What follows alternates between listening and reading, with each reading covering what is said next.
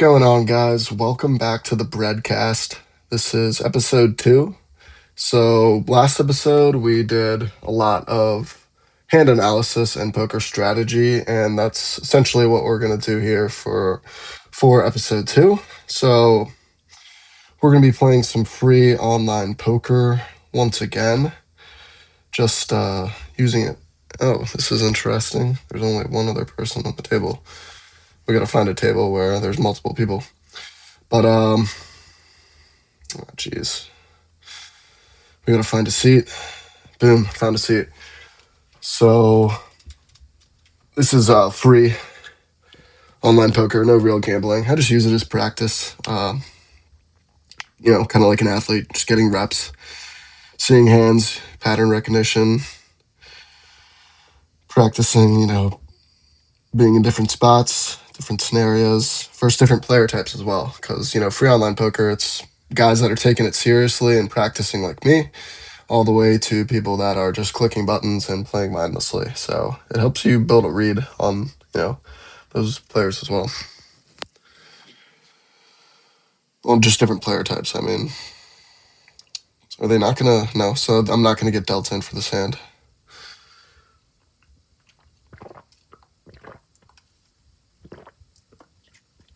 I have to wait till next hand. 5-5 a deuce. There you go, check, check, and then check, check again.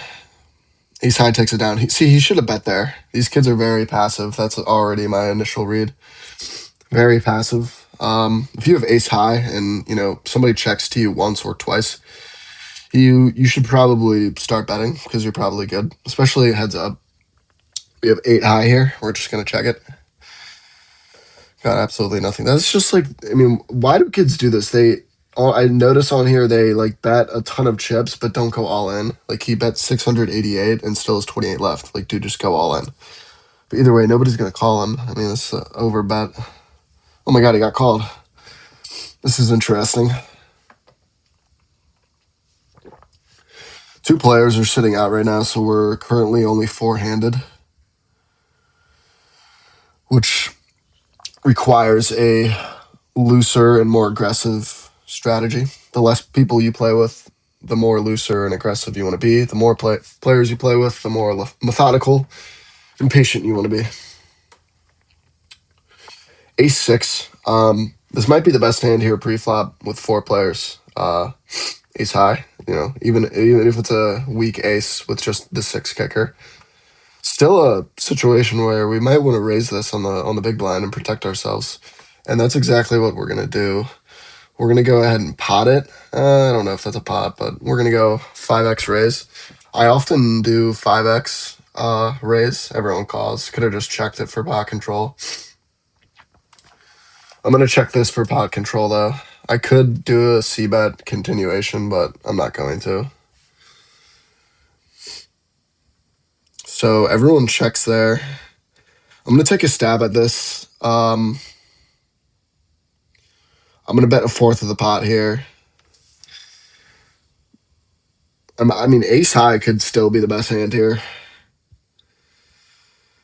Oh god, he raised me. So he probably has a jack, or he was slow playing a 10 or an 8. He might have a flush draw as well, or even a straight draw, but we're just gonna fold. We're usually no good there. Loss minimization is key when you're, don't think you have the winning hand. Limit the amount of chips you put in, but we have pocket 8s here on the small blind. We're going to be raising this extremely aggressively because these kids are kind of playing a lot. It went a min raise to 40 and then a min raise to 60. We're going to make it 300. Wow, so he's 4-betting me here. Now, at a high stakes table or just real money, I might elect to just call this. So now he jams. This is getting out of hand. Do they really have a higher pocket pair than me? See, this is the issue. I think I might have the best hand, but 4 ways all in is just, it's usually no good. You usually lose. The more people in the hand, the worse chance you have. Oh my 8s were good here. My 8s would have held. My 8s would have held. I knew I had the best hand there. I should have played it. These kids are just messing around. But I've also seen many scenarios where I have the best hand, like pocket eights there, against a few overcards like ace jack or king jack, and they take it down. They hit a jack on the river or something like that, and it's frustrating. So, the more people that jam or just are in a big pot, not great if you have a stronger hand. If you have a more marginal hand, then it's better for you. I still could have called there. Honestly, I probably could have, and I should have. Pocket pairs are very strong, especially pre-flop. You have a made hand, and the other people are likely drawing against you with over cards. I wish I called that, but it's okay. Next play, that's the poker mentality. Next play.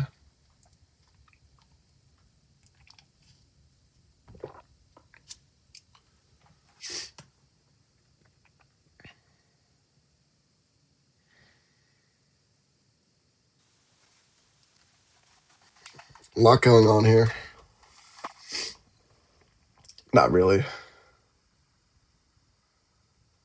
Queen takes it down. Excuse me. 6-7. Not suited. Fold. Even if it was suited, I mean, you can play a hand like that.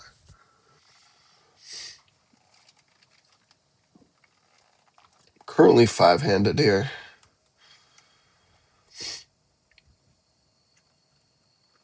Small blind makes it 100. They're going to go 4 ways to a flop, excluding me. Because 7-6 here was no good.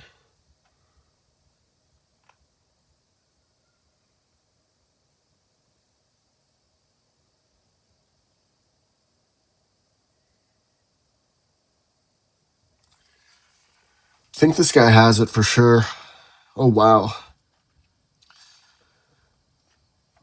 They each had a jack. Interesting. I think the kicker got counterfeited because it was too low for each of them, so they chopped it. I'm not sure, though. 6-4 on the big blind, limp pot. We have a 4, but we're just going to check it. Middle pair, pot control. No need to take a stab at this. If it checks around and comes back to us on the turn and it's another blank and there's not another club, we can likely bet it, but the button charges $100. 100 half pot. That's just not going to be good for us.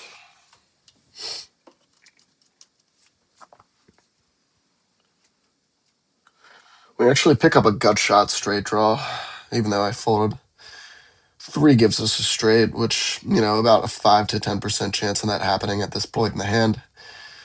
So, in terms of the math, odds, not too equitable.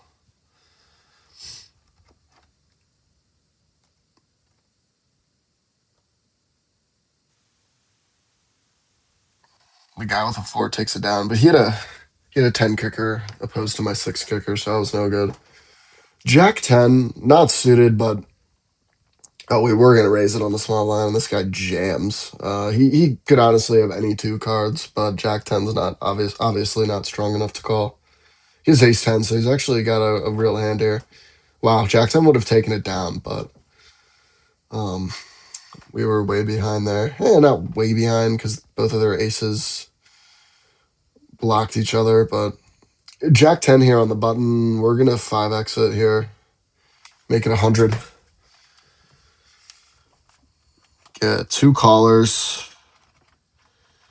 Check to me. I could check it for pot control, but I'm going to do a little c-bet here of 100. A little less than a third of the pot. I can do a continuation bet because I was the pre-flop aggressor. That's why being a pre-flop aggressor is key. We get 1 caller. If he checks here, then we're just going to have to continue this bluff. I'm going to make it half pot. See if we can just continue to apply pressure. And he folds. I was going to, bet again, but he just ended up folding for no reason. He could have checked there. That was ridiculous by him. We're going to raise this up to 80, 4x. So you want to be folding about 70 to 80% of your hands pre-flop, and then raising about 20 to 30%, depending on the table level and stakes, and then skill level as well. And your opponent types. We can be a little bit more looser playing free online poker against these kids. Oh my god, wait. I folded a straight. Oh, I think I rivered it. That's annoying. The gut shot gets there. Doesn't always happen. Usually doesn't happen.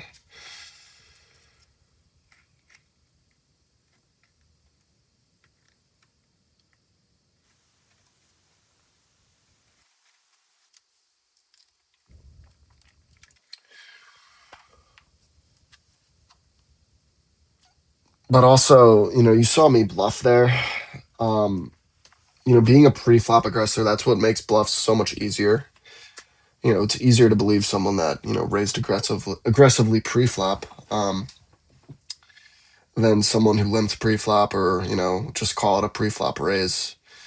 You also, yeah, you want to mix up bluffs and value betting because, if you're only value betting and you're only playing hands when you have it,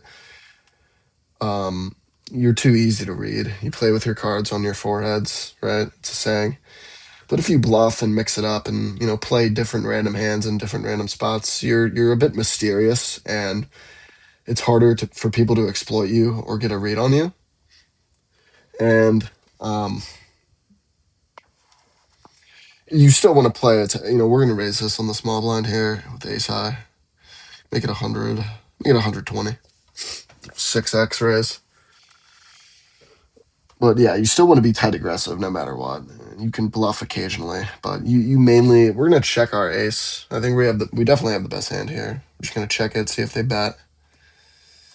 Two pairs. Definitely have the best hand here. We're gonna go for a little bit less than about a third to a fourth of the pot. We'll pot it. 3/4, 3/4 of the pot. Strong river bet. I think our ace is good here. And he folds. We take it down. Good win.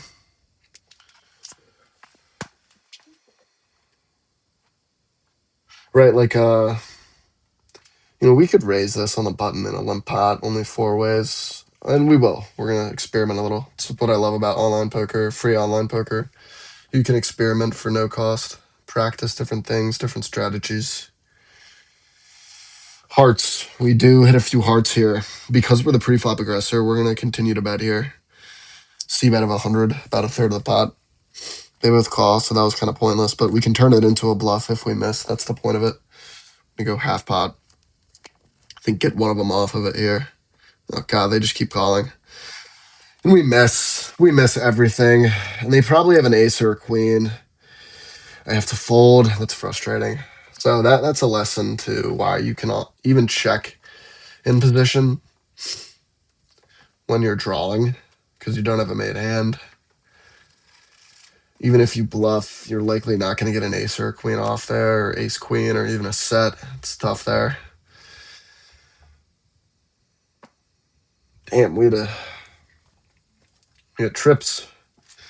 It's okay. 6-3 is a trash can hand. We're not going to play that.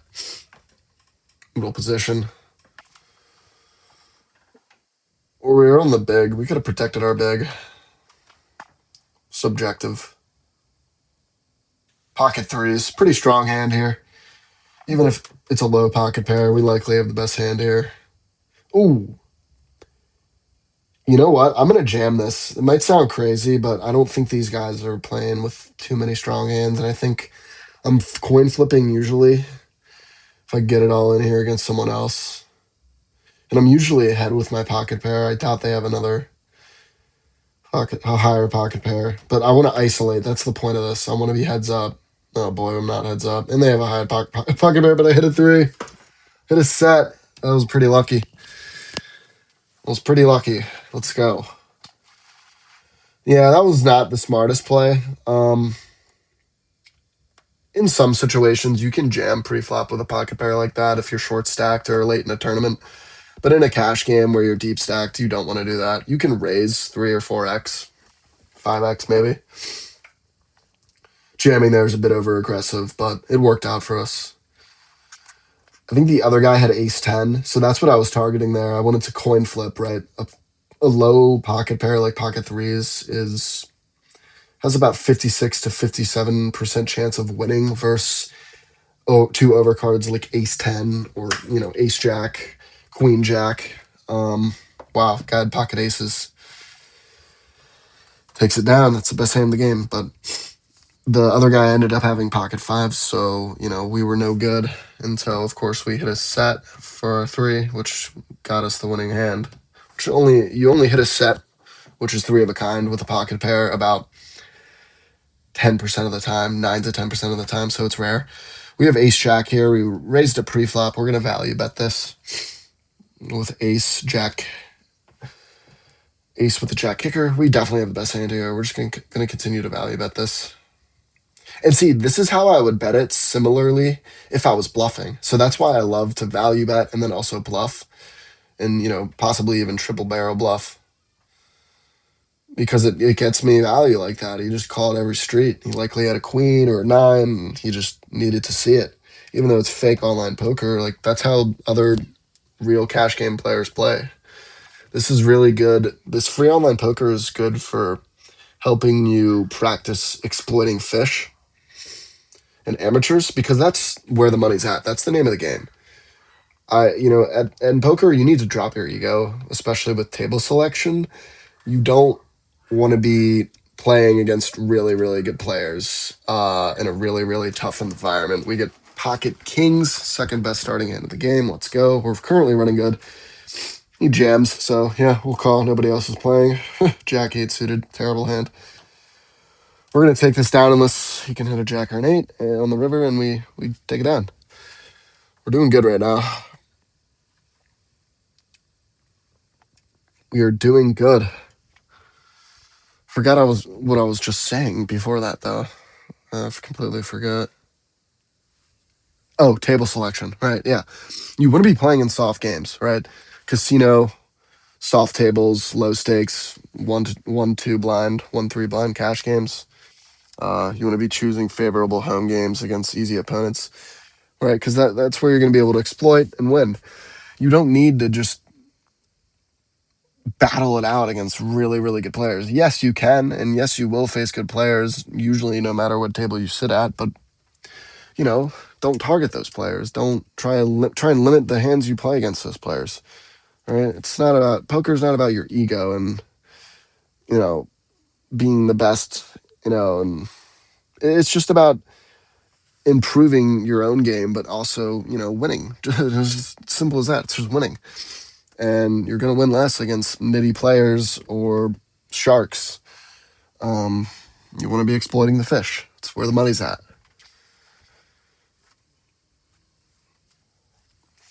So table selection's key. It's half of the battle. It really is. And then, of course, knowing when to get up and leave and cut your losses. Table selection and then knowing when to cut your losses. Those are two of the most important aspects of poker that really don't have to do with the skill aspect of the game and reading hands and playing the game, right? Two of the most important aspects of the game are not even playing the game, just table decisions and leaving, right? It's as simple as that. I've had times where I should go home, where I'm up big, ended up losing, right? I've had situations where, I buy back in twice, and you keep losing. You just shouldn't do it. I'm pretty good at not buying back in twice or 3 times. So I don't deal with that problem too much. But I mean, I've seen people lose $1,000 in one night at a casino playing poker. I've seen people buy in like 4 or 5 times at a $50 home game and end up losing like $300, which is ridiculous. Those are the people that I'm talking about. Those are the people that you want to exploit. We limp here in a family pot. It wasn't a family pot, but we got nothing. 7 high. Gonna be folding that. We're going to be folding that every day of the week when we face a raise. We're gonna play like two more orbits, so like 5 to 10 more minutes of poker, and then we're gonna call this episode. Last episode we were doing not great. It was pretty poor. We were losing a lot. I had to like switch websites I was playing on because I had lost my free money on the first website. It was annoying. We're doing good today though. We started with 1K, 2K here. We're up to about 6K, so a little 3x our buy, and that's always good. We're gonna raise it 4x on the button here. Queen seven. I usually wouldn't raise it on the button, but it's good to mix up your button raises. Oh geez, we get 3-bet. Yeah, that's a fold. No, we missed that flop too, so good loss minimization there, folding before the flop and not calling just because we raised initially. Ooh, queen. We might have had the best hand here. That's okay though. But yeah, you want to mix up your button raises because position is power. You have the most information to play with. It's easier to exploit people with. But you don't want to always raise your button. People think in a limped pot, you should be raising the button like a lot. But if somebody else raised and you're on the button, you don't always need to call just because you're in position, right? Like people often overplay their button, and then when they raise on their button, it makes them less reputable. And people are going to think you're just raising anything on the button if you're always playing your button. So right? Like if I've raised 4x and I don't always raise my button or play my button, that's going to carry more weight than someone who's super loose and always raises it. And that goes back to my tight aggressive pre-flop strategy where you're going to have a lot more success with in employing a tight aggressive strategy. People don't like playing hands against a tight aggressive nit. It's harder to exploit them, and even when I'm bluffing you or value betting you, like it carries more weight, like I'm saying. Puts people in tougher situations. Your image is a lot stronger. You rep strength when you're playing hands, right? Because you don't play a lot of hands. So the hands you do play are usually going to be strong.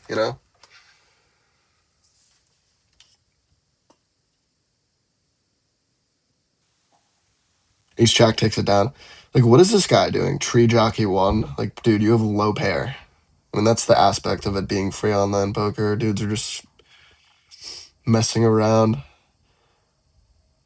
We've got one more orbit.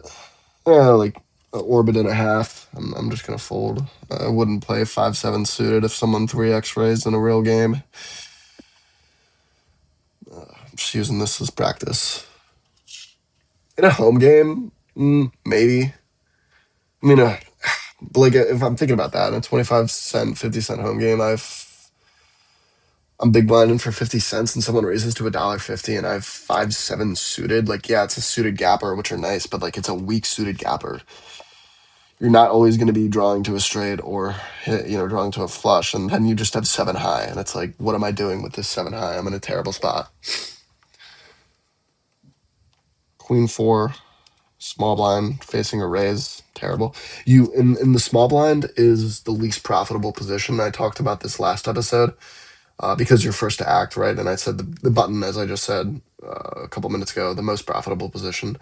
Small blind, least profitable position. You have the least amount of information to deal with. We're gonna raise our button here, even though I just talked about not always raising your button. But yeah, you either want to be raising aggressively on your small blind or folding, kind of like any other spot, really. See, 5 ways. This is not what I envisioned when I raised on my button, and now I'm getting bet into. This guy probably is a king, or even an 8. Yeah, like so stuff like that. Like, do I really need to be playing 4-9 in a limped pot, raising it? I could just limp, or no, or I could just fold. Queen Jack suited. We're gonna play this for sure. This is a real hand for sure. We're gonna go 5x. Probably get a couple callers, especially since we just raised. These kids probably think I'm super loose. I mean, like I'm probably ahead here. This guy 3-bets me to 520. I'm just gonna call though. No need to overinflate the pot. I mean, dude, we're going 5 ways though. This is terrible. We hit a couple diamonds here. We're drawing to the third nut flush, which is a great spot to be in. And we're going to check it for pot control. He calls. I mean, it's a third of the pot. Like, in terms of pot odds, we can call that for sure.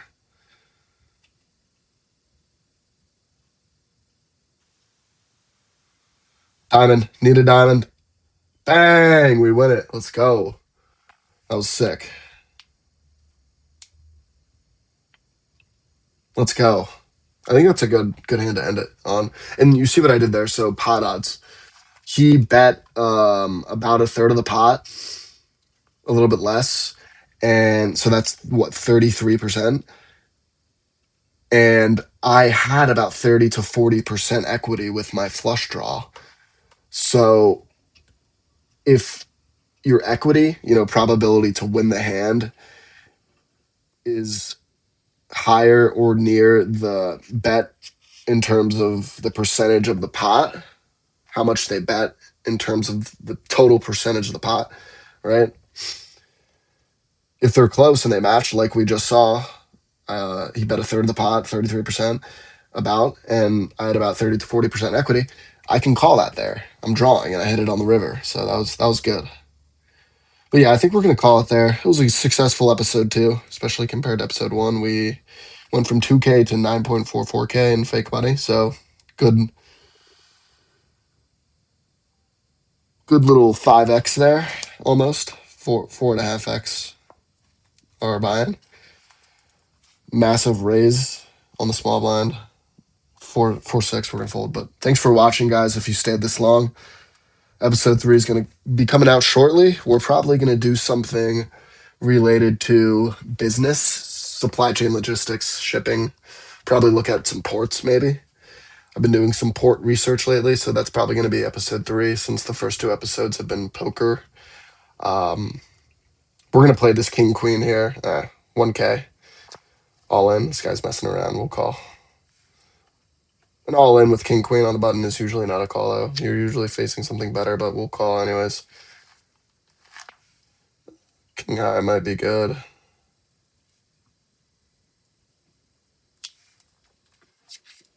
Calls. But yeah, the first 2 episodes have been poker, so the next one we're going to do is going to be. Oh no, am I going to piss away all of my winnings in one hand here at the end? I'm just messing around. I mean, as I said pre-flop, I'd never call this pre-flop, so. I still won, though, because I beat the other guy, Tree Jockey. So sweet. A little 5x there. Because I bluffed the other guy off of it, and he still called a few hands, so I won that heads up pot with the second guy, but the first guy that jammed, we had him covered, so we didn't lose the entire pot. Anyways, thanks for watching, guys, and look out for episode 3. Thanks.